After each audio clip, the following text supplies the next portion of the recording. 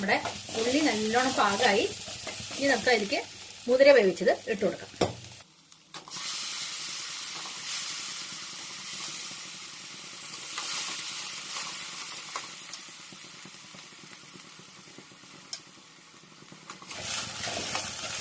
കുറച്ച് വെള്ളത്തോടെ വേണ്ടവർക്ക് അത് വെള്ളത്തോടെ തന്നെ വെക്കാം.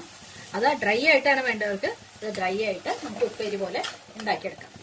കുറച്ച് വെള്ളം ഉണ്ടാവും, അപ്പോൾ വേണ്ടവർക്ക് വയ്ക്കുക. ഇനി കുറച്ച് നേരം മുതിര ഇരുന്ന് ഒന്ന് ഉപ്പും മുളകും ഒക്കെ പിടിക്കട്ടെ കേട്ടോ. നമ്മുടെ മുതിര ഉപ്പേരി തയ്യാറായിക്കൊണ്ടിരിക്കുകയാണ് കേട്ടോ. ഇനി നമുക്ക് വേണ്ടവർക്ക് ഇതൊന്നും കൂടി വറ്റിച്ചിട്ട് ഉലർത്തിയെടുക്കാം.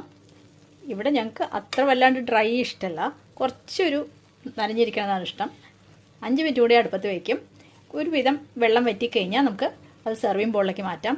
പിന്നെ തണുത്താലും അത് കുറച്ച് ഡ്രൈ ആവും തന്നെ. ഇടയ്ക്ക് ഇളക്കി